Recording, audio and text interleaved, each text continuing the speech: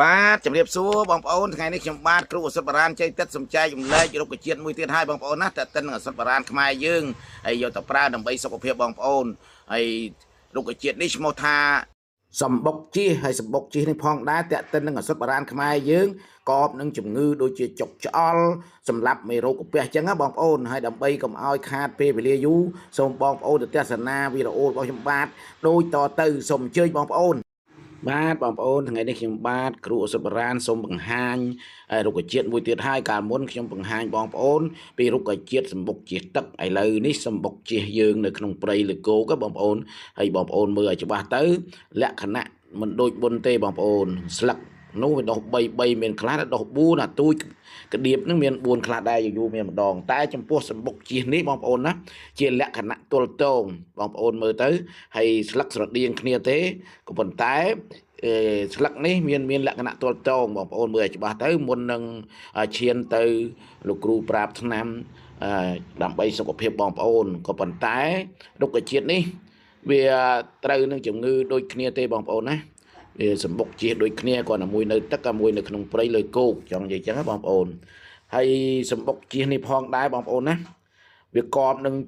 ជំងឺក្រពះចុកឆ្អល់បើសិនបងប្អូនចុកឆ្អល់ហើមពោះហូបអីបន្តិចឆ្អល់ហូបអីបន្តិចហើមពោះហ្នឹងបងប្អូនយកសម្បុកជៀសនេះយកទៅដាំពិសាទទួលទានហើយនៅចុងក្រោយលោកគ្រូប្រាប់ឲ្យដាក់របៀបដាក់ជំងឺទាំងប្រមាណ2 3 4មុខហ្នឹងដាក់តែដូចគ្នាទេបងប្អូនសម្បុកជិះនេះគេយកទៅប្រើច្រើននៅប្រើ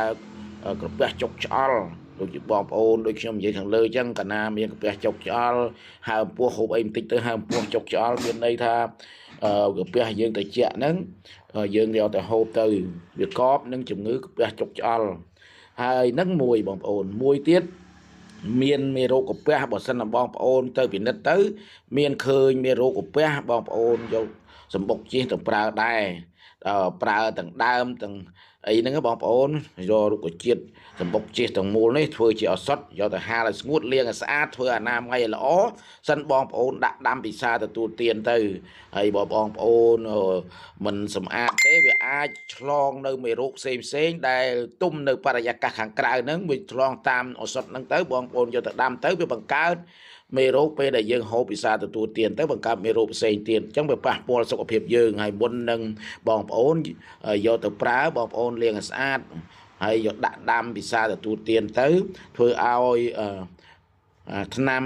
ជាឱសថរុក្ខជាតិនៅសម្បុកជៀសនេះប្រកែណាបងប្អូនសម្រាប់មេរោគកាពះបងប្អូនដាំចេះតែដាំទៅធ្វើឲ្យបាត់មេរោគកាពះដោយអត់ដឹងខ្លួនទេបងប្អូនលែងកើតនៅវិញហើយហ្នឹងទី2បងប្អូនណាទី3ជំងឺសរសៃប្រសាទរវើរវាយបើសិនជាមានបងប្អូនឬក៏អ្នកចិត្តខាងបងប្អូនធ្វើចែកជាធម្មទានទៅឧទាហរណ៍ថាអ្នកជំងឺយើងសម្គាល់មើលឃើញថានិយាយតែម្នាក់ឯងដើរនិយាយដើរល្អូឆាប់ខឹងធ្វើអីបន្តិចយើងនិយាយបន្តិចឆាប់ខឹងគុំមូម៉ៅដេកមលក់បត់លហើយដើរតែល្អូម្នាក់ឯងនិយាយតែម្នាក់ឯងនឹងហើយជាជំងឺសរសៃប្រសាទហើយឲ្យគាត់ដាក់ឱសថនេះទៅប្រើទៅហើយប្រើទាំងអស់ទាំង3មុខខាងលើហ្នឹងបងប្អូនប្រើ25ក្រាមទៅ30ក្រាមដាំពិសាទទួលទានស្ងួត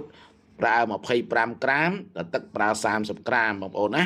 យកទៅពិសាទទួលទានដូចខ្ញុំនិយាយចឹងធ្វើអនាម័យឲ្យស្អាតផងបងប្អូនដើម្បីកុំឲ្យមានមេរោគផ្សេងចូលវាទៅសង្កត់រោគរឿងឆ្លងរោគគាបជាធិយើងតទៀតតែយើងធ្វើអនាម័យល្អថ្នាំយើងក៏ប្រកែដែរអញ្ចឹងចង់និយាយចឹងបងប្អូនហើយបងប្អូនយកទៅដាំទៅប្រកែណាឲ្យរុក្ខជាតិទាំងអស់នៅលើភពផែនដីអេសីយើងពីដើមបងប្អូនគេប្រើរុក្ខជាតិតែមួយទេបើមានរោគ2រោគគេប្រើរុក្ខជាតិទី2ក៏ប៉ុន្តែបើសិនជារោគ2នេះពាក់ព័ន្ធនឹងដើមឈើតែមួយគេប្រើតែមួយនឹងដែរបងប្អូនណាឧទាហរណ៍ថាកាពះពោះវៀនចុកឆ្អល់វាមានមេរោគកាពះទេគេប្រើតែមុខហ្នឹងទេបងប្អូនដូចខ្ញុំនិយាយឧទាហរណ៍បងប្អូនស្ដាប់ហើយបើសិនជាបងប្អូនមើលឃើញថាមានប្រយោជន៍សម្រាប់សុខភាពបងប្អូនចុច like ចុច share ចុច subscribe ឲ្យលោកគ្រូបានអ្នកមួយផងបងប្អូនថ្ងៃក្រោយលោកគ្រូដើរតាមវាលដាច់ស្រយាលក្រំព្រៃភ្នំក្រំថ្ម